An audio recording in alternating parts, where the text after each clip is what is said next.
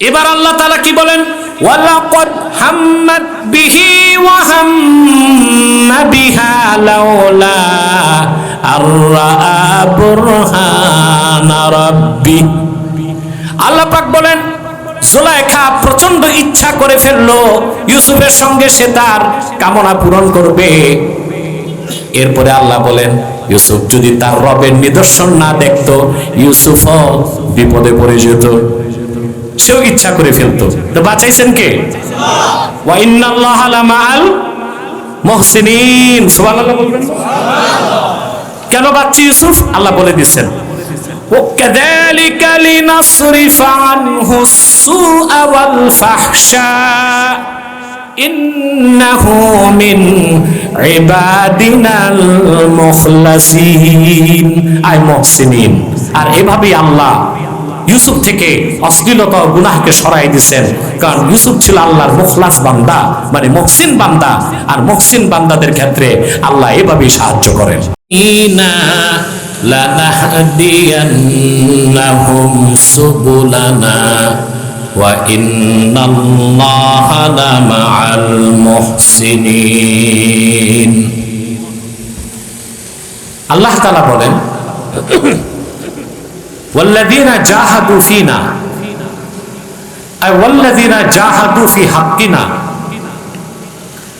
লানাহদিয়ান্নাহুম সুবুলানা I লানাহদিয়ান্নাহুম তুরুকাস সাইরে ইলাইনা। যারা আমি আল্লাহর হকে আমাকে পেতে দ্বীনের স্বার্থে প্রাণান্তকর প্রচেষ্টা ব্যয় করবে, মুজাহাদা করবে, সাধনা করবে, আমি আল্লাহ তাদেরকে আমার কাছে আসার সবগুলো পথ দেখাই দিব। সুবহানাল্লাহ। আমরা আল্লাহকে পেতে চাই। সুবহানাল্লাহ। এই নামাজ, এই রোজা, এই হজ, এই যাকাত, এই দাড়ি, টুপি, জুব্বা, কুর্তা, জিহাদ, জিকির, ফিকির, মুরাকাবা, মুশাহাদা সবই তো একমাত্র আল্লাহকে পাওয়ার জন্য। সুবহানাল্লাহ বলবেন। আমার আল্লাহকে পাওয়ার জন্য যে চেষ্টা, তাকে কোরআনের ভাষায় বলা হয় মুজাহাদা। কি বলে? সুবহানাল্লাহ। আমরা বাংলার মানুষ,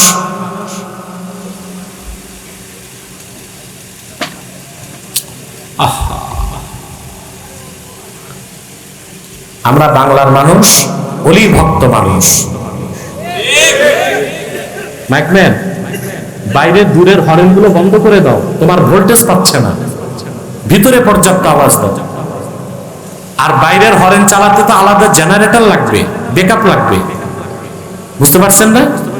অনেক দূরের মাইকগুলো লাগবে না, তুমি ভিতরে পর্যাপ্ত আওয়াজ দাও, যেন আমার অর্ডিন্যান্স ভালো মতো আওয়াজ পায়। প্রিয় ভাইরা, আল্লাহকে পেতে যে প্রচেষ্টা, তাকে বলা হয় জোরে মাতো সুবহানাল্লাহ। আমরা বাংলার মানুষ কিন্তু অলি ভক্ত মানুষ। আমার এটা চলবে, এই আওয়াজটা চলবে, তুমি পিছে যাও, 3 ফুট পিছে যাও। বাংলার মানুষ অলি ভক্ত। সুবহানাল্লাহ বলবেন। কিন্তু আমরা বাঙালি যতটুকু না অলি ভক্ত, ততটুকু অলি হওয়ার চেষ্টা করি না। আমরা মনে করি আল্লাহর অলি হতে খানকা লাগবে, মুরিদ লাগবে। কথা বলে, লম্বা দাড়ি রেখে চোখ বন্ধ করে শুধু তাসবিহ পড়তে হবে না। নূর নবী মুহাম্মদ সাল্লাল্লাহু আলাইহি ওয়াসাল্লামের প্রত্যেক উম্মতি তো আল্লাহর ওলি, যদি ঈমানদার হয়, পরহেজগার হয়। সুবহানাল্লাহ কইবেন। সূরা ইউনূসে আল্লাহ রাব্বুল আলামিন বলেন, ওয়াল্লাযীনা জাহাদু ফীনা লানাহদিয়ান্নাহুম। আল্লাহ পাক বলেন, আলা ইন্না আউলিয়া আল্লাহি লা খাউফুন আলাইহিম ওয়া লা হুম ইয়াহজানুন। সাবধান জেনে রেখো, যারা আল্লাহর ওয়ালি, তাদের কোনো ভয় নাই, তাদের কোনো চিন্তা নাই। খাঁটি মুমিন আল্লাহর ওলির ভয় আছে? কথা বলে না। চিন্তা আছে? কাফের মুশরিকের ভয়ও আছে, চিন্তাও আছে।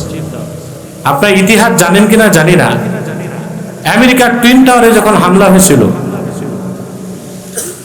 প্রেসিডেন্ট বুশ ছিল তখন প্রেসিডেন্ট, সে প্লেনে ছিল। তার কাছে খবর গেছে, sir America under attack, America হামলা হয়েছে, and Twin Tower has been destroyed, twin tower ধ্বংস হয়ে গেছে। বুশ সিটেরতে ফাল দিয়ে উঠে পাইলটকে বলছে, প্লেন যত উপরে উঠানো যায় উঠাও। 44,000 ফুট উপরে উঠার পর পাইলট বলছে, স্যার আর পারা যাবে না, এবার উপরে উঠলে ক্রাশ হইতে পারে। কাফেরের ভয়, মৃত্যুর ভয়। আর যারা টুইন টাওয়ারে হামলা করছে, আমি জানি না তারা কোন কারা, তবে মুসলিম ছিল। এই লোকগুলো সজ্ঞানে ইসলাম ও মুসলমানের চিরশত্রু যুক্তরাষ্ট্রের 20 দাঁত ভাঙতে প্লেনে বসে প্লেন ক্রাশ করছে। একটা লোক মৃত্যুর ভয়তে 44,000 ফুট উপরে যায়, আরেকটা লোক মৃত্যুর সাথে আলিঙ্গন করে, একটা মুমিন আর একটা কাফের। ঠিকটা ঠিক মতো কইলা না? আল্লাহর ওলি বা মুমিনের কোনো ভয় আছে? চিন্তা আছে? এখন আল্লাহর ওলি কারা? মুরিদ আছে, খানকা আছে, চোখ বন্ধ করে তসবিহ পড়ে, ওলি হইতে বংশ লাগে, সৈয়দ সিদ্দিকী আব্বাসী কুরাইশি হইতে হয়। আল্লাহ বলেছেন, আল্লাযীনা আমানু ওয়া কানু ইয়াত্তাকুন, যারা ঈমান এনেছে আর হৃদয় থেকে আল্লাহকে ভয় করে মুত্তাকি হয়ে গেছে, প্রত্যেকেই তো আল্লাহর ওলি হয়ে গেছে। সুবহানাল্লাহ। আমি একটা কথা বলবো, এই আয়াতের তাফসীর ইবনে কাসির বলেছেন, কে? রাহিমাহুল্লাহ রাহমাতান ওয়াসিয়া। কথাটা খাতায় কলমে লিখতে হবে, কিন্তু খাতা কলম পাবেন কই? মনের পাতায় লিখে নেন। বলবো? ইবনে কাসির রাহমাতুল্লাহ লিখেছেন, মান কানা মুমিনান তাকিয়া কানা লিল্লাহি ওয়ালিয়া। প্রত্যেক সেই ব্যক্তি যে ঈমান এনেছে আর আল্লাহকে ভয় করেছে, প্রত্যেক সেই উম্মতে মুহাম্মাদি আল্লাহর ওলি হয়ে গেছে। সুবহানাল্লাহ। আমাদের ঈমান আছে না নাই? ঈমান আছে বলেই তো দুপুরবেলা না খেয়ে বসে আছি। এখন ওলি হইতে একটা আছে, আসলটা ঈমান, আরেকটা কি? তাকওয়া। তাকওয়া, ওই তাকওয়ার আরেক নাম মুজাহাদা। সুবহানাল্লাহ। তাই যার যত বেশি মুজাহাদা, ওলি হিসেবে তার স্তর তত উপরে। তাহলে আমাদের এখন বুঝতে হবে কি? মুজাহাদা। কথা বলেন। আল্লাহর ওলি হইতে পুঁজি কয়টা? একটা ঈমান আর একটা মুজাহাদা, একটা ঈমান আর একটা মুজাহাদা। আসেন মুজাহাদা বুঝি, যেন আমরা প্রত্যেকে আল্লাহর ওলি হয়ে মরতে পারি। আল্লাহ পাক বলেছেন, ওয়াল্লাযীনা জাহাদু ফিনা, আই ওয়াল্লাযীনা জাহাদু ফি হাক্কিনা, আমি আল্লাহর হকে আমাকে পেতে যে বান্দাগুলো প্রাণান্তকর প্রচেষ্টা ব্যয় করে, লা নাহদিয়ান্নাহুম সুবুলানা, আল্লাহ নাহদিয়ান্নাহুম হুম তুরুকাস সাইরি ইলাইনা, তাদের প্রত্যেককে আমি আমার কাছে আসার সবগুলো পথ দেখাই দিব। আল্লাহু আকবার। ওয়া ইন্নাল্লাহা লামাআল মুহসিনিন, নিশ্চয় আল্লাহ রাব্বুল আলামিন মুহসিন বান্দাদের সাথে আছে। যারা আউলিয়াউর রহমান, তাদের আরেক নাম মুত্তাকি, তাদের আরেক নাম, তাদের নাম মুত্তাকিন, তাদের আরেক নাম মুখলিসিন, তাদের আরেক নাম মুহসিনিন। আল্লাহ আছেন মুহসিন বান্দাদের সাথে। তার মানে আল্লাহর ওলি যারা, তাদের সাথে কি আছেন? স্বয়ং আল্লাহ আছেন। মাতো না সুবহানাল্লাহ বলুন। মাইক তো 1.5 ব্যাটারি, তোমাদের সাপোর্ট লাগবে, আমাকে ব্যাকআপ দিতে হবে। আল্লাহ কবুল করুন, আল্লাহ মঞ্জুর করুন। তারপরে এরা কারা দাঁড়ায় আছে? অমুসলিম না মুসলিম? আমি তো বলছিলাম অমুসলিম বা হিন্দুদের বসতে বলি না, মুসলমানরা বসো। এই কথাও যদি না লাগে তো চামড়া গন্ডারের চমুটা। প্রিয় ভাইরা, এখন আসেন মুজাহাদা বুঝেন। জাহদুন বা জহদুন শব্দের অর্থ তাকাত বা মুশাক্কাত, বুঝলেন? এর থেকে মুজাহাদা মানে প্রাণান্তকর প্রচেষ্টা। সুবহানাল্লাহ। প্রাণান্তকর এখন এই মুজাহাদার অর্থ কি? আল্লাহকে পাওয়ার জন্য, আল্লাহর দ্বীনের পথে, আল্লাহর দ্বীনের স্বার্থে কিভাবে সাধনা করবেন, প্রচেষ্টা করবেন। ইমামে কুরতুবী ব্যাখ্যা করেছেন, সেটা হচ্ছে আল্লাহকে পাওয়ার জন্য আল্লাহর দ্বীনের পথে প্রচেষ্টা হচ্ছে নাসরুদ্দিন ওয়ার রাদ্দু আলাল মুবতিলিন ওয়া কামউজ জালিমিন, আল্লাহর দ্বীনের সাহায্য করা, কাফের মুশরিক বেঈমানদেরকে বুদ্ধি এবং প্রজ্ঞা দিয়া পরাজিত করা। সুবহানাল্লাহ বলবেন। 3 নাম্বার হচ্ছে জালেমদের বিষ দাঁতকে নির্মূল করে দেওয়া। এটা হচ্ছে মুজাহাদা। এটা কি?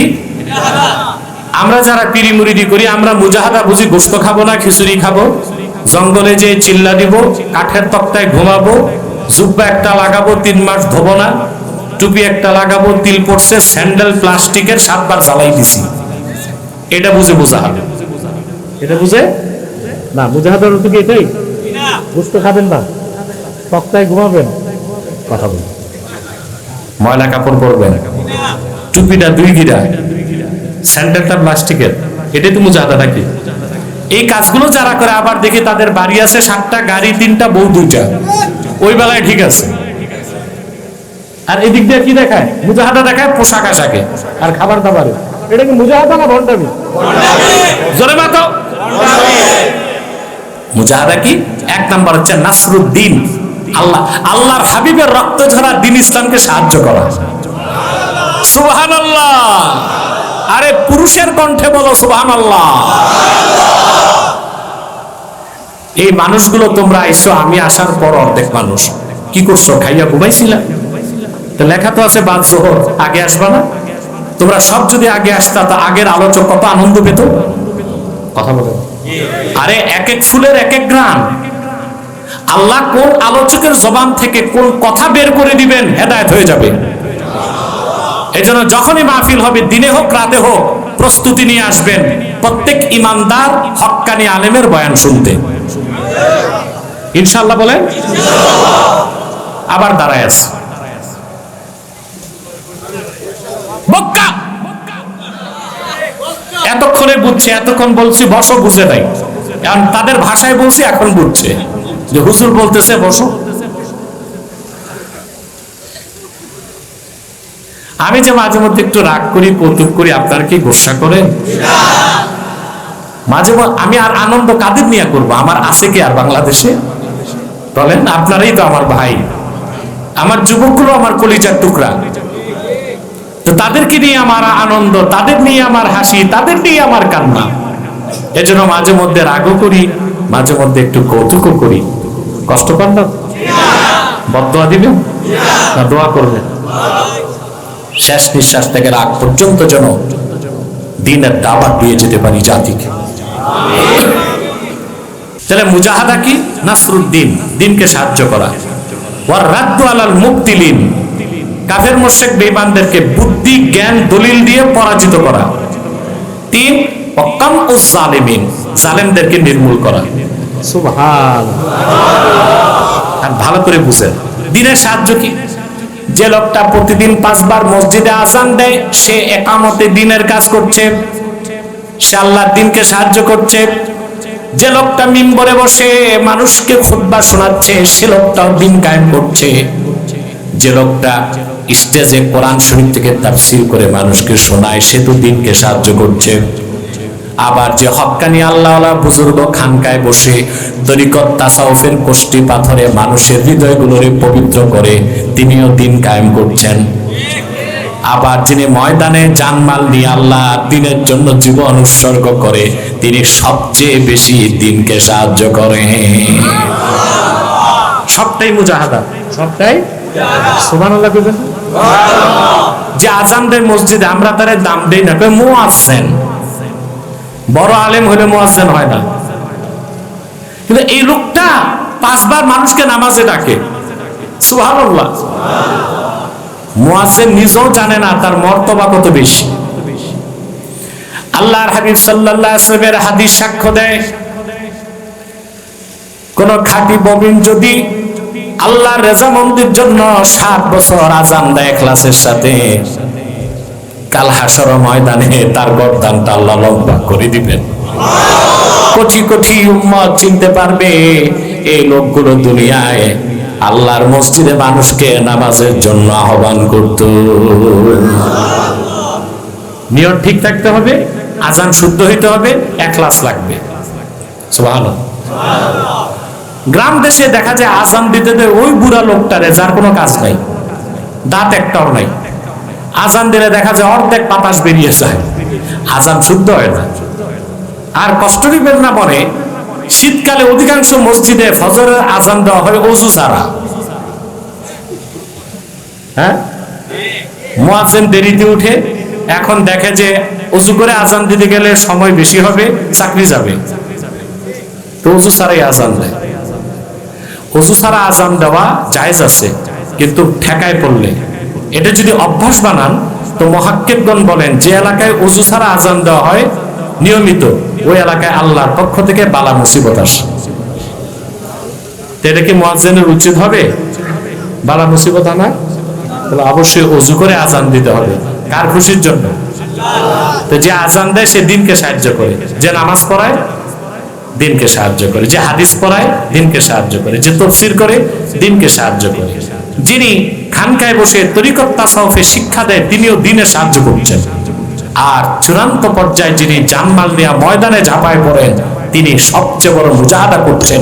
ওইটার ভিন্ন নাম শরীয়ত দিছে জিহাদ ফি সাবিলিল্লাহ। আল্লাহু আকবার। এর চেয়ে বড় মুজাহাদা হতে পারে না।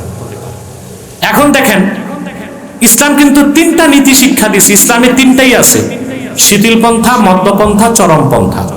সুবহানাল্লাহ বলুন। মুজাহাদার কয়টা স্তর? শিথিল পন্থা, মধ্যপন্থা, চরম পন্থা। কাফের মুশরিক বেঈমানের ক্ষেত্রে ইসলাম বলে নাই তার গর্দানে তরবারি রেখে মুসলমান বানাও। দ্বীনের দাওয়াত হবে শিথিল পন্থায়। আল্লাহর দ্বীনের সুমহান সৌন্দর্য তুলে ধরবেন দাওয়াতের মাধ্যমে। কাফের মুশরিক নিজ থেকে ইসলামের সৌন্দর্য দেখে মুসলমান হবে, কিন্তু আহকামে শরিয়া ফিকহি মাসালার ক্ষেত্রে ইসলাম দিয়েছে মধ্যপন্থা, আর শিরক কুফরের বিরুদ্ধে ইসলাম দিয়েছে চরম পন্থা। জিহাদুন ফি, জোরে বলতে হবে, জিহাদুন ফি সাবিলিল্লাহ। এটাও মুজাহাদা। আযান দেওয়া মুজাহাদা, হাদিস পড়ানো মুজাহাদা, খানকায় তরিকত তাসাউফের কাজ করাও মুজাহাদা। প্রত্যেকেই একামতে দ্বীনের কাজ করছে। সুবহানাল্লাহ বলেন। প্রত্যেকেই নাসরুদ্দিন, দ্বীনকে সাহায্য করছে, আর প্রত্যেকেই ইখলাস অনুযায়ী মুজাহাদার সওয়াব পেয়ে যাচ্ছে। বলো সুবহানাল্লাহ। ইসলাম 3টা পন্থা দিছে না? আহা আফসোস, আমার দেশে বক্তাগুলো ভুল ওয়াজ করে বেশি। বলে ভাই ইসলাম, আমরা মধ্যপন্থী উম্মত, ইসলাম মধ্যপন্থা দিছে না, ইসলাম চরম পন্থাও দিছে, শিথিল পন্থাও। এই ক্ষেত্রে দেখছি অধিকাংশ বক্তা কোরআন শরীফের একটা আয়াতের অপব্যাখ্যা করে। বলবো উম্মতে মুহাম্মাদীর ফজিলতের কথা বলতে যে আল্লাহ তাআলা বলেছেন ওয়া কাযালিকা জাআলনাকুম উম্মাতান ওয়াসাতান লিতাকুনু শুহাদা আলান নাস। আল্লাহ পাক বলেন এভাবে উম্মতে মুহাম্মাদী তোমাদেরকে আমি আল্লাহ শ্রেষ্ঠ উম্মত বানায় দিয়েছি, সত্যপন্থী উম্মত বানায় দিয়েছি, যেন কাল হাসর ময়দানে লক্ষাধিক নবী রাসূলের পক্ষে তোমরা সাক্ষ্যদাতা হতে পারো। আরেকটু জোরে। আমি তর্জমা করলাম কি উম্মাত ওয়াসাতা, শ্রেষ্ঠ উম্মত, ন্যায়পন্থী উম্মত। সুবহানাল্লাহ। এটাই তো তাফসীর। বক্তারা বলে আমি তোমাদেরকে মধ্যপন্থী উম্মত বানাইছি। বড় আফসোস, বড় বড় আলেমরা ভুল কথাটা বলে, তাফসীরটা খুলে দেখে না। আলেমদের কাছে আমি অনুরোধ করলাম যে এই আয়াতের তাফসীর দেখেন। তাফসীর ইবনে কাসির, তাফসীর বাগাবী, তাফসীর কবির, তাফসীর ইবনে আবি সাউদ, তাফসীর কুরতুবী, এই নির্ভরযোগ্য প্রথম সারির তাফসীরগুলো দেখেন। কোথাও লেখা নাই এই উম্মত মধ্যপন্থী উম্মত, বলা হয়েছে এই উম্মত শ্রেষ্ঠ উম্মত, ন্যায়পন্থী উম্মত। সবচেয়ে বড় কথা, এই আয়াতের তাফসীর তো হাদিসেই পাওয়া যায়। আবু সাঈদ খুদরি রাদিয়াল্লাহু তাআলা আনহু থেকে ইমামে তিরমিজি একটা হাদিস নকল করেছেন। আল্লাহর হাবিব ইরশাদ করেছেন আল্লাহর হাবিব সাল্লাল্লাহু আলাইহি ওয়াসাল্লাম ইরশাদ করেছেন, ওয়া কাযালিকা জাআলনাকুম উম্মাতাও ওয়াসাতা, আই উম্মাতান খিয়ারাও ওয়া আদলা। আল্লাহর হাবিব বলেছেন, আল্লাহর হাবিব সাল্লাল্লাহু আলাইহি ওয়াসাল্লাম বলেছেন, আমার উম্মতে মুহাম্মদীকে আল্লাহ তাআলা সত্যপন্থী এবং শ্রেষ্ঠ উম্মত বানায় দিয়েছেন। আবার তরজমা কোনটা সহিহ, আয়াতের পরের অংশ সাক্ষ্য দেয়, লিতাকুনু শুহাদা আলান নাস, যেন তোমরা পূর্বের পয়গম্বরদের পক্ষে আদম থেকে ঈসা পর্যন্ত নবীদের পক্ষে সাক্ষ্য দিতে পারো। সাক্ষ্য দিতে কি মধ্যপন্থী হইতে হয় না সত্যপন্থী?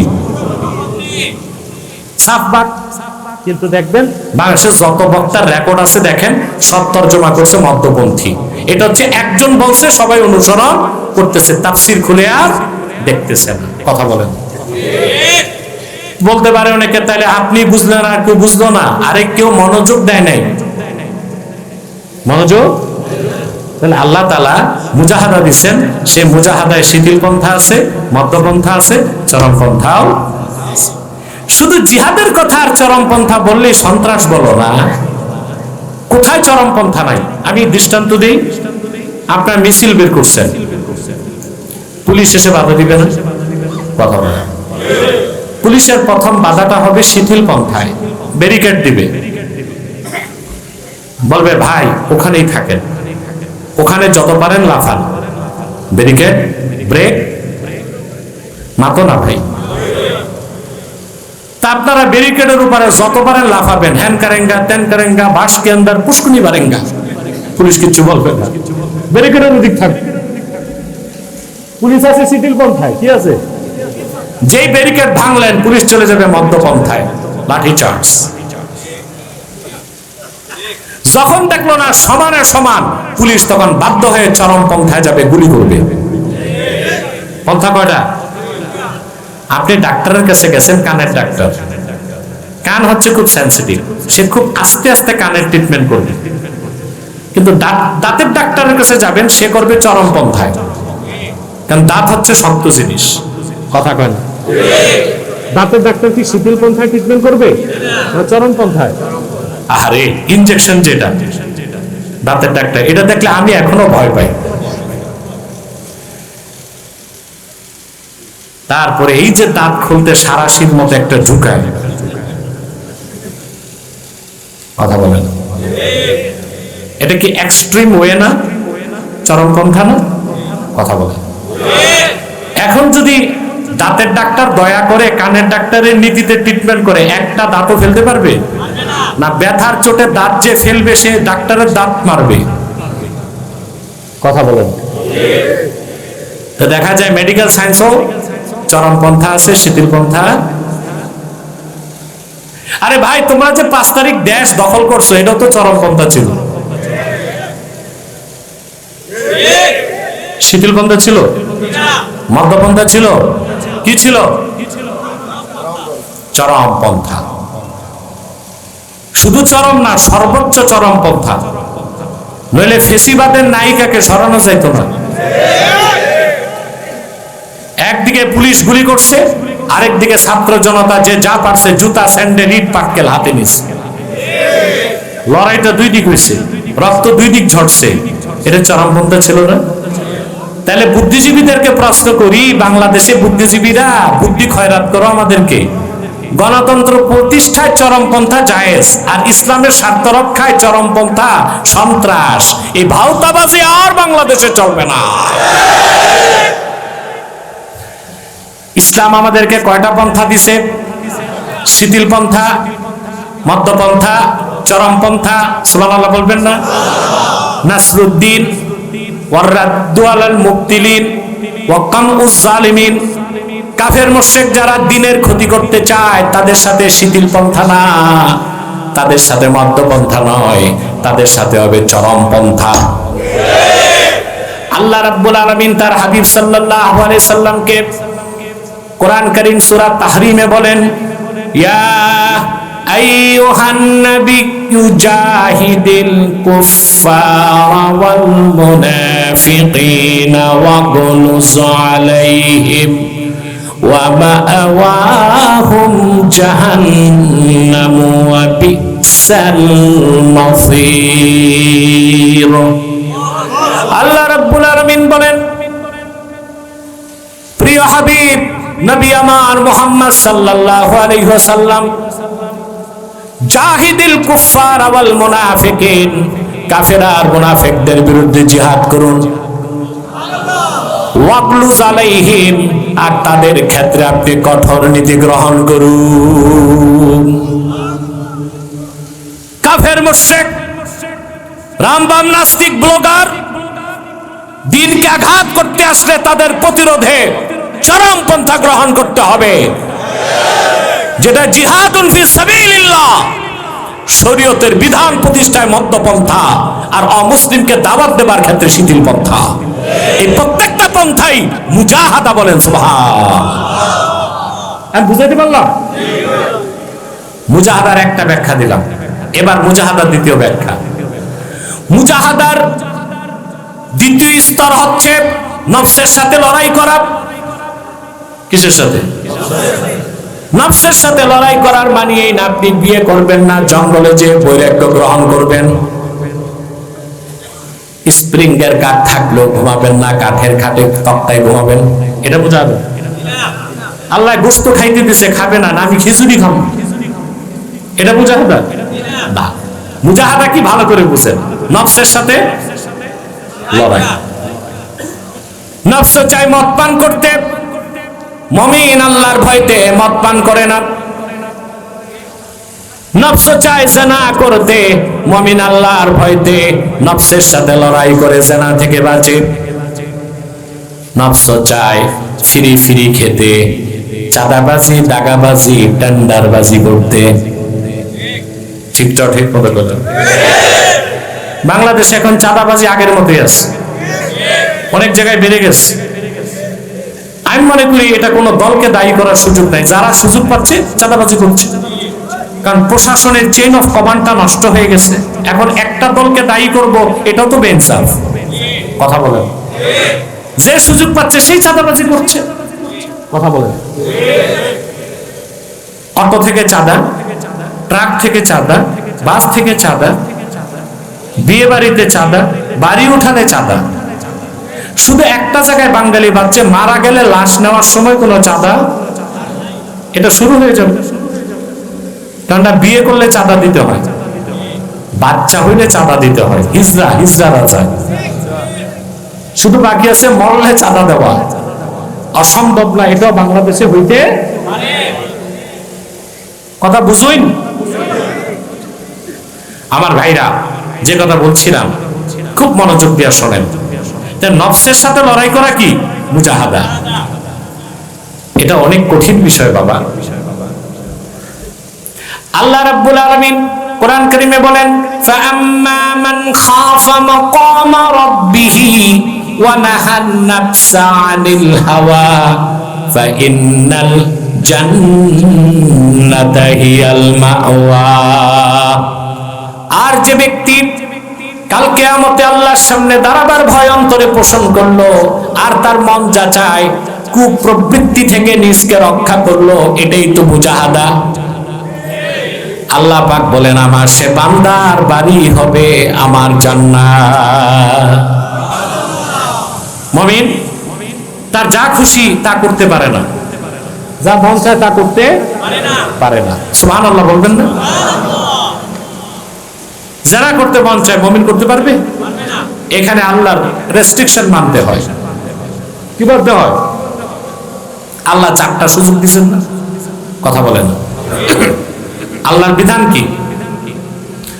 আল্লাহ বলেছেন, ফানকিহু মা তাবা লাকুম মিনান নিসাই মাসনা ওয়া সুলাসা ওয়া রুবা ওয়া ইন খিফতুম আল্লা তা'দিলু ফাওয়াহিদা। তোমরা তোমাদের পছন্দের মেয়েদেরকে বিয়ে করো, দুটি, পারলে লাগলে তিনটি, পারলে লাগলে চারটি। যদি মনে করো ইনসাফ করতে পারবা না, তাইলে একটা। চারটা সুযোগ আল্লাহ দিবেন। অপরদিকে নিষেধ করে দিবেন, ওয়ালা তাকরাবুজ জিনা, জিনার কাছে যেও না। এটা হচ্ছে হুদুদ। এটা কি? মুজাহাদা হচ্ছে আল্লাহ যা বৈধ করছেন তা গ্রহণ করবেন, অবৈধ যা মন চায় তার থেকে নফসকে বিরত রাখবেন। এটা হচ্ছে নফসের সাথে লড়াই। সুবহানাল্লাহ বলবেন। এটা মুমিন ছাড়া কেউ পারে না। আল্লাহর ভয় যার অন্তরে নাই সে কোনোদিনও পারবে না। মুসলিম শরীফের হাদিস, আল্লাহর হাবিব সাল্লাল্লাহু আলাইহি ওয়াসাল্লাম ইরশাদ করেছেন, আদ-দুনিয়া সিজনুল মুমিনে ওয়া জান্নাতুল কাফির। দুনিয়াটা হচ্ছে মুমিনের জন্য জেলখানা আর কাফেরের জন্য জান্নাত।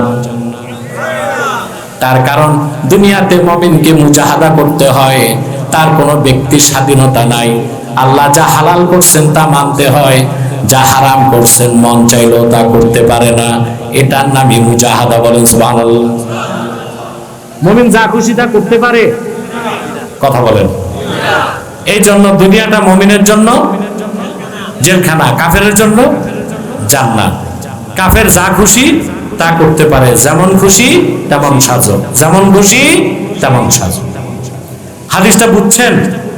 জি না, এত সহজ না, ভালো করে বুঝেন।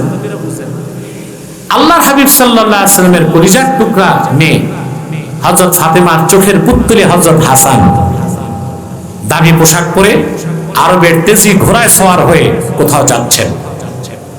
এক ইহুদি আলেম ইমাম হাসানের পথ আটকায় দিচ্ছে। ইমাম হাসান বললেন, কি ব্যাপার? ইহুদি আলেম বলল, আপনার নানা জানের একটা হাদিস আমি বুঝি নাই, আমারে বুঝাই দিয়া যান। ইমামে হাসান রাদিয়াল্লাহু তাআলা আনহু বলেন, কোন হাদিস? ইহুদি আলেম বলল, আপনার নানা জান মুহাম্মদ সাল্লাল্লাহু আলাইহি ওয়াসাল্লাম ইরশাদ করেছেন, আদ-দুনিয়া সিজনুল মুমিন ওয়া জান্নাতুল কাফির।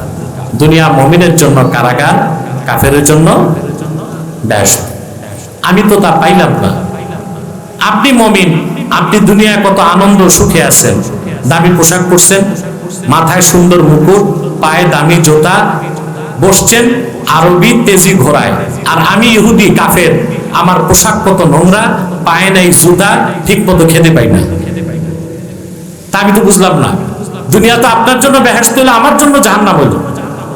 কথা বলেন, আমার জন্য কারাগার হইলো। ইমামে হাসান রাদিয়াল্লাহু তাআলা আনহু বললেন, রে ইহুদি আলেম, আমার নানা জান আল্লাহর হাবিব মুহাম্মদ সাল্লাল্লাহু আলাইহি ওয়াসাল্লামের হাদিস বুঝার মতো শাহী মেজাজ আল্লাহ তোমারে দেন নাই। ইমামে হাসান রাদিয়াল্লাহু তাআলা আনহু যে ব্যাখ্যা দিয়েছেন তার ভাবটা আমি আপনাদের শোনাতে চাই, আমার ভাষায়, আপনাদের পরিবেশে আপনারা বুঝতে পারেন ওই রকম দৃষ্টান্তের মাধ্যমে বলবো নাকি। যারা অ্যারেস্ট হয় কারাগারে যায়, দেশের যারা নামি দামি মানুষ তারা ডিভিশন পায়। কি পায়? চোর ডাকাত যেখানে থাকে ওরা ওখানে, জেলখানাও ভিআইপি, জেলখানাও ভিআইপি সেলে থাকে। সেখানে খাট থাকে, পালং থাকে, টেবিল থাকে, কামরা থাকে দুইটা, একটায় ঘুমায় স্প্রিং এর খাতে, আরেকটা থাকে অভ্যর্থনা যারা চায় ওই অতিথি তাদের বসার জন্য। পত্রিকা থাকে 3-4টা, কেউ কেউ টেলিভিশনও পায়। যা খেতে চায় জেলারকে বলবে, জেলার সেই খানাই সুখে আছে না। এইরকম কোন ডিভিশন প্রাপ্ত কারাগারের আসামি যদি জেলারকে বলে ঢাকা স্টেডিয়ামে বিপিএল খেলা, 2 ঘন্টা সময় দেন, আমি একটু খেলাটা দেখে আসি, সুযোগ আছে? এই স্বাধীনতা আছে? আছে তো আরামে। কথা বলুন। ঘুমায় স্প্রিং এর খাতে, টেলিভিশন দেখে সময় কাটে, দামি দামি খায়। আবার সেবক আছে, সেবক 2 জন, একজন খানা দেয়, একজন কাপড় দেয়, লাগলে একটু মাথাও চুলকায় দিবে। কিন্তু তার ব্যক্তি স্বাধীনতা নাই। সে যদি জেলারকে অনুরোধ করে আমাকে 2 ঘন্টা টাইম দাও, আমি স্টেডিয়ামে বিপিএল এর ক্রিকেট খেলাটা দেখে আসি, এই স্বাধীনতা তার। অপরদিকে গুলিস্তানে যে হকারটা ব্যবসা করে, বৃষ্টিতে ভিজে রোদে শুকায়, পায় নেই জুতা, ওর যদি মন চায় ক্রিকেট খেলা দেখতে, কেউ বাধা দেবে? টিকিট কিনে ঢুকতে পারবে? তার স্বাধীনতা আছে। আর যে কারাগারে আছে তার স্বাধীনতা। দুনিয়াটা মুমিনের জন্য কারাগার মানিয়ে নয়। মুমিন শুধু গোশত খাবে না, খিচুড়ি খাবে, কাঠের তক্তায় ঘুমাবে আর কষ্ট করবে। কাফের মুশরিক শুধু তাদের উপর ডান্ডা পিটাবে না, এমনটা না। দুনিয়ায় মুমিন সুখ করবে, শান্তি করবে, অভিজাত্য রাখবে, আড়ম্বরপূর্ণ জীবন যাপন করবে, শুধুমাত্র আল্লাহর সীমানা লঙ্ঘন করতে পারবে না, মন যা চায় তা করতে পারবে না, তার কোনো স্বাধীনতা নাই, নফসের কথায় সে চলবে না, কোরআন হাদিসের কথায় চলবে। এই জন্য দুনিয়াটা মুমিনের জন্য কারাগার, অপরদিকে কাফের মুশরিক, তার কোনো বাধা নাই, যেমন খুশি তেমন সাজো, মদ খাও কেউ বাধা দিবে না, জুয়া খেলতে মন চায় কেউ বাধা দিবে না, জেনা করতে মন চায় কেউ বাধা দিবে না। তার মানে তার স্বাধীনতা আছে দুনিয়ায়। মুমিনের দুনিয়ায় স্বাধীনতা নাই, আল্লাহর হুকুমের তাবেদারিদারে ঘুরতে হয়। সেজন্য মুমিনদের জন্য দুনিয়া কারাগার, আর কাফেরদের জন্য দুনিয়া কি বেহেশত। হাদিসের অর্থটা বুঝছেন? তাহলে মন যা চায় তা না করা, কোরআন সুন্নাহর অনুসরণে চলাটাই সবচেয়ে বড় মুজাহাদা। সুবহানাল্লাহ বলবেন না? ওয়াল্লাযীনা জাহাদু ফীনা লানাহদিয়ান্নাহুম সুবুলানা। এটা কোন সূরায় আছে?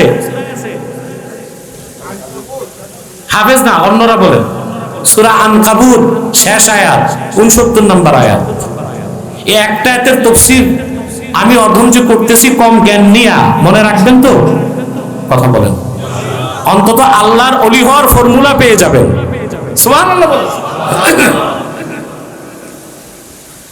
আমি বসেছি 1 ঘন্টা পার হয়ে গেছে, আর যদি 20 মিনিট কষ্ট দেই, কষ্ট করবেন? কে কে হাত তুলে দেখান তো।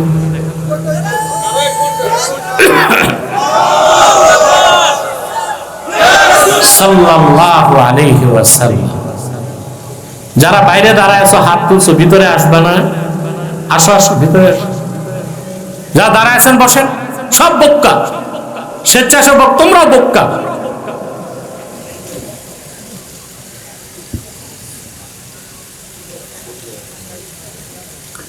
মুজাহাদার কয়টা ব্যাখ্যা শুনলেন? এবার চূড়ান্ত ব্যাখ্যা, এরপরে আর কোনো ব্যাখ্যা বলবো? কান খোলেন, মাথার কান না, মনের কান।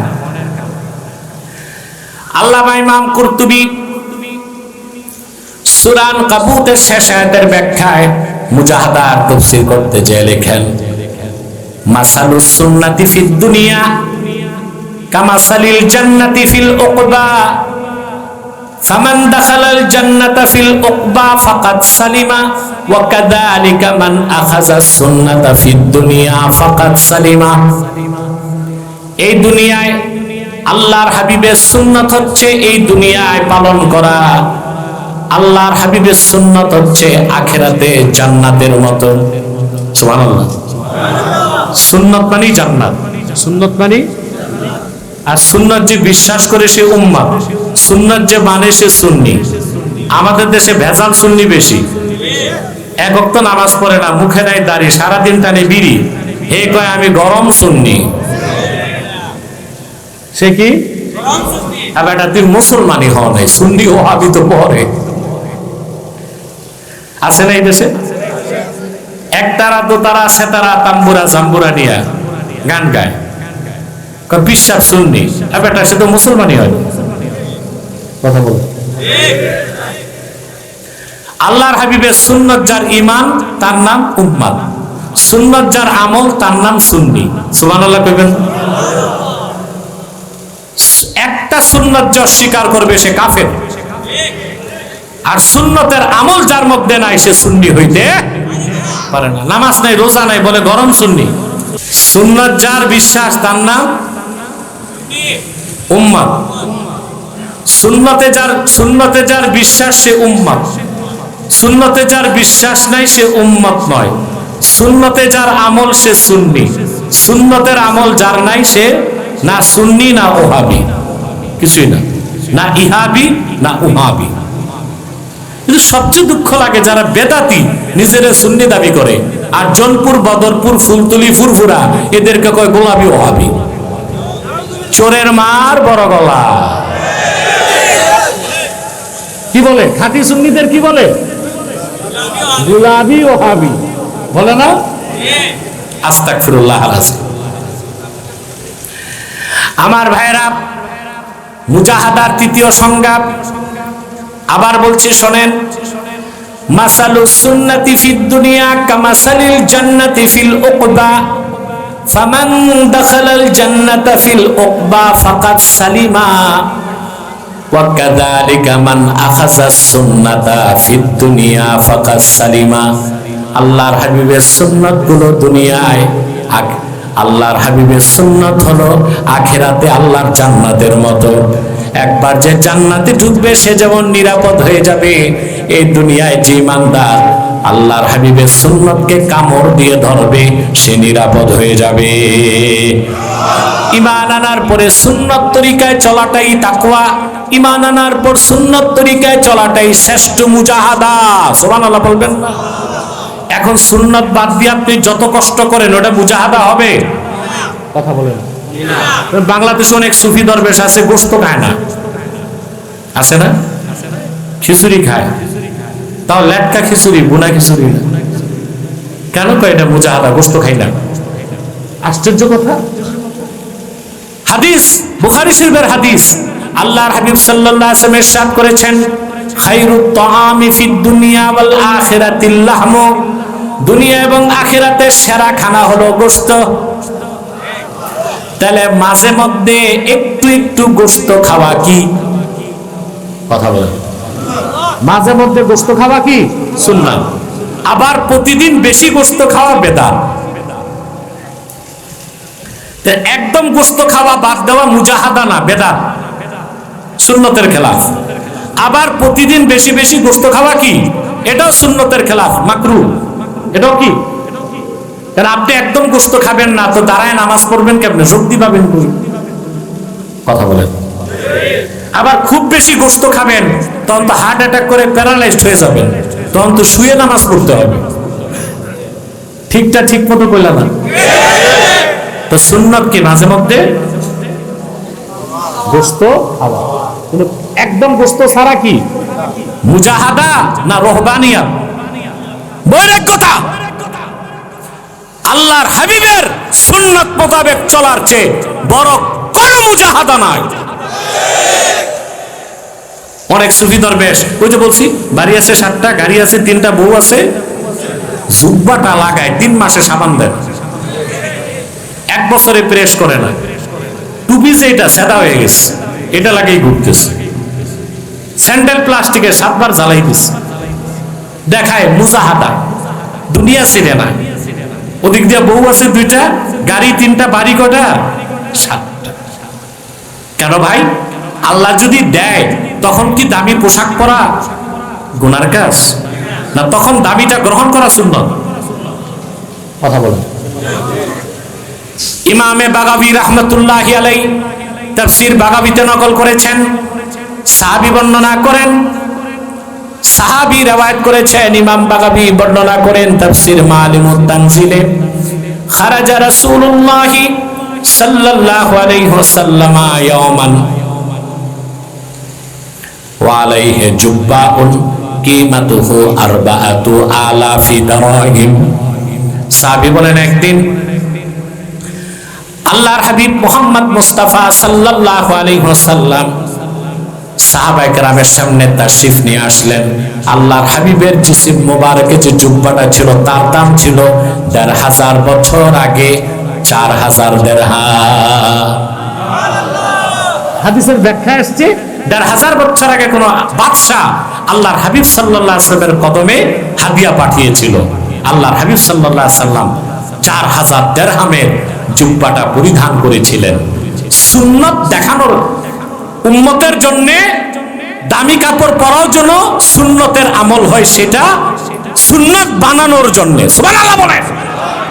কারণ আল্লাহর হাবিবের উম্মতে তো বাদশাও থাকবে অনেক। কথা বলেন। আল্লাহ যদি দেন দামি কাপড় পরা কি, আর যখন আল্লাহ দিবেন না সবর করা কি? যখন আল্লাহ দিবেন না তো তালি দিয়ে জুব্বা পরবেন খুশি মনে, কার উপর রাজি থাকবেন? ওইটা সুন্নাত।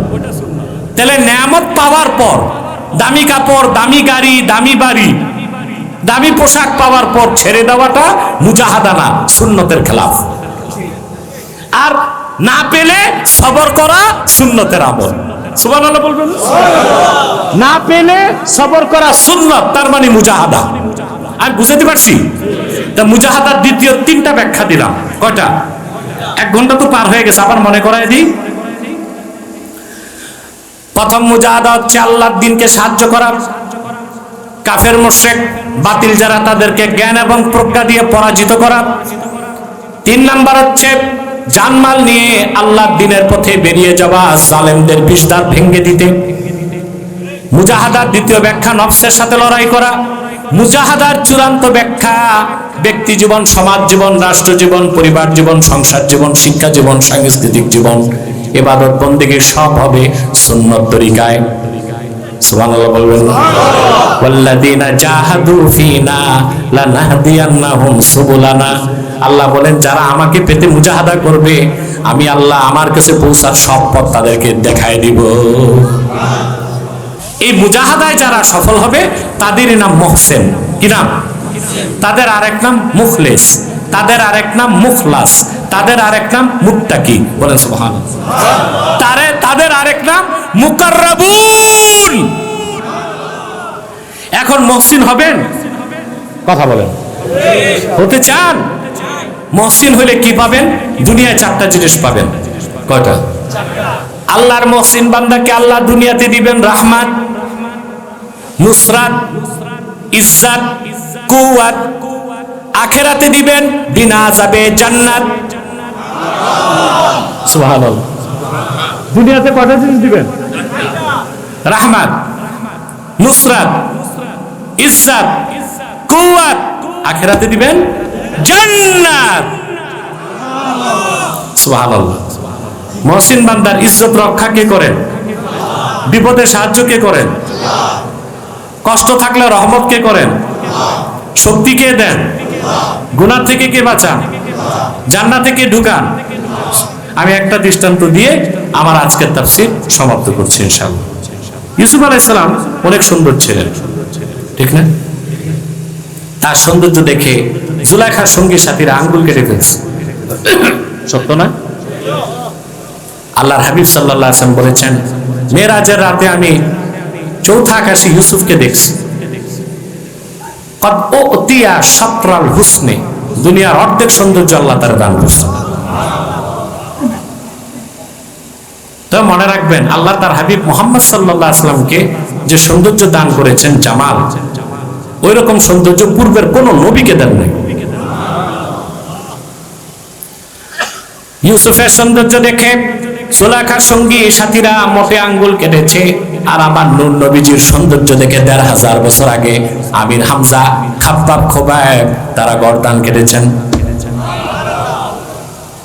আম্মা জান আয়েশা বলেছেন, খাসায়েসে কুবরা হাদিসের কিতাব ইমাম সুয়ুতী লেখেন, জুলাইখার সঙ্গী সাথীরা ইউসুফের সৌন্দর্য দেখে আঙ্গুল কেটেছে।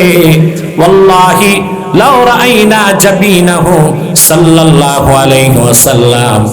কিন্তু আল্লাহর কসম, জুলাইখার সঙ্গী সাথীরা যদি মুহাম্মদ সাল্লাল্লাহু আলাইহি সাল্লামের নূরের কপালটা দেখতো, আঙ্গুল নয় তাদের কলিজা কেটে ফেলতো। সুবহানাল্লাহ। আরে ইউসুফ নবী বা পূর্বের কোন নবীর চেহারা দেখে কাফের তো মুসলমান হয় নাই। হাদিস সাক্ষ্য দেয়, হুনাইন যুদ্ধের সময় সাইবা ইবনে উসমান আল্লাহর হাবিবের নূরের চেহারা দেখে হুনাইনের ময়দানে মুসলমান হয়ে গেছে। সুবহানাল্লাহ। ইউসুফ সুন্দর ছিলেন। তো ইউসুফ যে ঘরে থাকতেন, আজিজে মিসর, মিশরের অর্থ, এটা নাম না, পদ। আজিজে মিসর, ফাইন্যান্স মিনিস্টার মিশরের। তার বউ ছিল মিশরের সবচেয়ে সুন্দরী, অর্থমন্ত্রীর বউ। কেমন সুন্দরী! ইউসুফের প্রেমে পড়ে গেছে। কথা বুঝেন না? এখন হযরত ইউসুফকে কোনোভাবেই সে জব্দ করতে পারে না। কৌশল করে, মহিলা মানুষ না, বুদ্ধির তো অভাব নাই, মহিলাদের কুবুদ্ধিটা বেশি থাকে। খাস কামরায় নিয়ে হযরত ইউসুফকে বাইরে 7টা দরজায় তালা লাগাই দিছে। তারপর নিজের পোশাকগুলো খুলে ফেলছে। আল্লাহ রাব্বুল আলামিন কোরআন কারীমে বলেন, ওয়ারাওয়াদাতহুল্লাতী হুয়া ফী বাইতিহা আন নাফসিহি ওয়া গাল্লাকাতিল আবওয়াবা ওয়া ক্বালাত হাই তালাক। এটা একটা সুরিয়ানি শব্দ আল্লাহ কোরআনে আনছেন। হাই তালাক মানে তাল। আল্লাহ বলছেন, যে ঘরে ইউসুফ ছিল ওই ঘরের মেয়েটি ইউসুফের প্রতি আসক্ত হলো এবং তাকে কুপ্ররোচনা দিল, তাকে ডাকলো আসো। মেয়েটার নাম কি ছিল? আল্লাহ কোরআন শরীফে নামটা নিলেন না কেন? জুলাইখা। ফেরাউন ছিল কাফের, তার নাম আল্লাহ নিছেন। ফেরাউন ছিল কাফের, আমার আল্লাহ তার নাম নিছেন, কিন্তু তার বউ ছিল মুমিনা, আসিয়া নামটা নেন নাই, বলছেন ইমরাতু ফেরাউন। তার কারণ আল্লাহ চান মহিলাদের নামটাও গোপন থাক, এটা আল্লাহ চান। আর আমরা কিনা বাংলাদেশে মহিলাদেরকে মন্ত্রী বানাই, এমপি বানাই, চেয়ারম্যান বানাই, মেম্বার বানাই। কথা বল। এই যে নির্বাচন আসতেছে, দেখবেন মহিলারা দাঁড়িয়েছে মেম্বারি আর চেয়ারম্যানিতে, বিশাল পোস্টার, শুধু নাম না ছবি, মহিলা লিপস্টিক লাগায়া, বিশাল লেখা যে আপনার কুতকুতি বেগমকে ঠেলাগাড়ি মার্কায় ভোট দেন।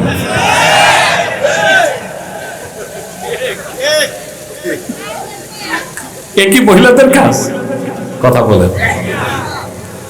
আমরা একটা গল্প, আমরা একটা ভাব সম্প্রসারণ করছি না বাল্যকালে? বন্যেরা বনে সুন্দর, শিশুরা মাতৃ ক্রোড়ে। এর পরের লাইনটা কবি আর লেখে নাই, আমি লিখে দিচ্ছি। বন্যেরা বনে সুন্দর, শিশুরা মাতৃ ক্রোড়ে, সতী সাধ্বী নারীরা স্বামীর গৃহে। একমত? কিন্তু সরকার এটা বইতে আর আনবে না, আমি যে বলছি ওটা কোনো চ্যাটার্জি ব্যানার্জি লেখলে আবার আসবে। বন্যেরা বনসুন্দর, শিশুরা মাতৃক্রোড়ে, সতী সাধ্বী নারীরা স্বামীর গৃহে। ওর পত্রিকায় দেখছি কুমিল্লাতে এক মহিলা মেম্বার গেছে গণসংযোগে, সাথে তো সব পুরুষ, রাতে ফেরার পথে ইরি খেতে তার সর্বনাশ করতেছে পুরুষ সঙ্গীরা। এ তো পাশের আগে বাস, কি দরকার তাহলে মেম্বারিতে দাঁড়ানোর দরকার আছে? এটা কি মহিলার কাজ? কথা বলে না। আমি জানি না তোমাদের এলাকার মা বোনরা কালকে আবার মিছিল বের করে কিনা, আমি তাদের কল্যাণেই বলেছি, ঠিক না? আল্লাহ মহিলার নাম কি করছেন? গোপন। আল্লাহ বলছেন যে ঘরে ইউসুফ ছিল ওই ঘরের মেয়েটি তার প্রতি আসক্ত হলো, তাকে কুপ্ররোচনা দিল আর বলো আসো। হযরত ইউসুফ বয়স 40 হয় নাই, ভরা যৌবন, রাজমহলের ভিতরে মনোরম পরিবেশে মিশরের সবচেয়ে সুন্দরী নারীটি বসন মুক্ত অবস্থায় তাকে ডাকছে। ইউসুফ কি বাঁচতে পারতো আল্লাহ না বাঁচাইলে? হযরত ইউসুফ বললেন قال معاذ الله إنه ربي أحسن مثواي إنه لا يفلح الظالمون। ইউসুফ বলেন আমি মহান আল্লাহর কাছে তোমার এই কুপ্রস্তাব থেকে পানাহ চাই। আমার সৈয়দ আমাকে এত সুন্দর বসবাসের ব্যবস্থা করে দিচ্ছেন, আমি তার সাথে জুলুম করতে, আমি খেয়ানত করতে পারি না, তুমি তো তার বউ। আমার ভাইরা, এবার আল্লাহ তাআলা কি বলেন? ওয়ালাকাদ হাম্মাত বিহি ওয়া হাম্মা বিহা লাউলা আররা বুরহানা রাব্বি। আল্লাহ পাক বলেন জুলাইখা প্রচন্ড ইচ্ছা করে ফেললো ইউসুফের সঙ্গে সে তার কামনা পূরণ করবে। এরপরে আল্লাহ বলেন ইউসুফ যদি তার রবের নিদর্শন না দেখতো, ইউসুফও বিপদে পড়ে যেত। সেও ইচ্ছা করে ফেলতো, তো বাঁচাইছেন কে? ওয়া ইন্নাল্লাহা লামাআল মুহসিনিন। সুবহানাল্লাহ বলবেন। কেন বাঁচছে ইউসুফ? আল্লাহ বলে দিচ্ছেন وكذلك لنصرف عنه السوء والفحشاء إنه من عبادنا المخلصين أي محسنين। আর এভাবেই আল্লাহ ইউসুফ থেকে অশ্লীলতা ও গুনাহকে সরাই দিয়েছেন, কারণ ইউসুফ ছিল আল্লাহর মুখলাস বান্দা, মানে মুহসিন বান্দা। আর মুহসিন বান্দাদের ক্ষেত্রে আল্লাহ এভাবেই সাহায্য করেন। হ্যাঁ না, সিন্নি তো রাতে, সিন্নি খাইতে আসে না, সিন্নি রাতে আসছে ওয়াজি শুনতে, কিন্তু বাদে জোহর দেখছে তো ভাবছে বাংলাদেশি রুটিন, এটা তো আসর। রব্বানা যালামনা আনফুসানা ওয়া ইন লাম তাগফির লানা ওয়া তারহামনা লানাকুনান্না মিনাল খাসিরিন। আল্লাহ তাআলা পাতন কারিয়ানা দাখিল মাদ্রাসার আজকের মাহফিলে তোমার অসংখ্য নেককার বান্দা নিয়ে হাত তুলেছে, পর্দার আড়ালের মা বোন আছেন। রব্বুল আলামিন, এতগুলো মানুষের মধ্যে যার দুটো হাত তোমার ভালো লাগে আল্লাহ, তার দুটো হাতের বিনিময়ে আমাদের জিন্দেগির সব গুনাহ তুমি মাফ করে দাও। হৃদয়ের গভীর থেকে দোয়া করি আল্লাহ, তোমার আখিরি নবী নূর নবীজি আমার মুহাম্মদ মুস্তাফা সাল্লাল্লাহু আলাইহি ওয়াসাল্লাম আজ থেকে ১৫০০ বছর আগে দুনিয়া থেকে বিদায় নিয়েছেন। হায়াতুন নবী হিসেবে জান্নাতুল ফেরদাউস রওজা মুবারকে বিশ্রাম নিয়েছেন। আল্লাহ জীবনে একবার তোমার আখিরি নবী নূর নবীজি আমার মুহাম্মদ মুস্তাফা সাল্লাল্লাহু আলাইহি ওয়াসাল্লামের জান্নাতুল ফেরদাউস রওজা মুবারকে উপস্থিত হয়ে গো আল্লাহ, তোমার হাবিবের নূরের কদমে দরুদ ও সালামের হাদিয়া দেবার আগে আল্লাহ তুমি ডাক দিও না। রব্বুল আলামিন, একবার বা একাধিকবার যারা সোনার মদিনায় নূরের মদিনায় যেতে পেরেছি আল্লাহ, জীবনে বারবার তোমার আখিরি নবী নূর নবীজি আমার মুহাম্মদ মুস্তাফা সাল্লাল্লাহু আলাইহি সাল্লামের নূরের শহর মদিনাতুল মুনাওয়ারা জিয়ারতের জন্য আল্লাহ তাদের কপালটা তুমি খুলে দাও।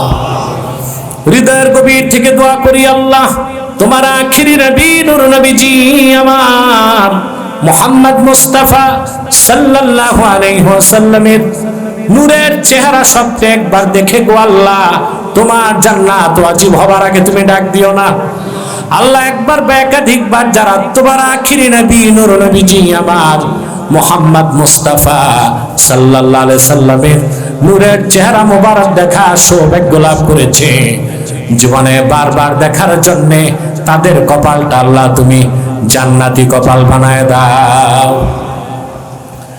রব্বুল আলামিন, আমাদের অনেকের বাবা নাই, অনেকের মা নাই, অনেকের বাবা মা একজনও নাই।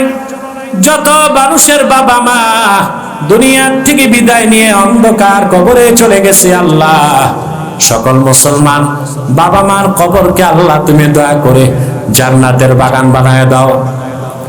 ইউএস প্রবাসী রুমেল আহমদ সহ যত প্রবাসী ভাই এই মাহফিলের জন্য সহযোগিতা করেছে, টাকা দিয়েছে, পয়সা দিয়েছে, স্থানীয় প্রশাসন আইনি সহযোগিতা করেছে, বলার জন্য শোনার জন্য যারা এসেছে আল্লাহ, আমাদের সকলের ধনমনকে নেক নিয়তকে আর মেহনতকে কবুল করে আমাদের সবার জন্য মাহফিলটা তুমি নাজাতের জরিয়া বানায় দাও। পর্দার আড়ালে আমার মা বোন যারা হাত তুলে বসে আছেন, তাদের মনের দুঃখ কষ্টগুলো দূর করে তাদের প্রত্যেককে একটু সোনার সংসার হাদিয়া করে দাও। আল্লাহ তাআলা, আমার কলিজার টুকরা যুবকগুলোরে তোমার কুদরতের হাতে সুপর্দ করে দিলাম। প্রত্যেক যুবককে খাঁটি ইমানদার বানায় দাও, সহিহ আকীদার ধারক বানায় দাও, আহলুস সুন্নাহ জামাতের অনুসারী বানায় দাও।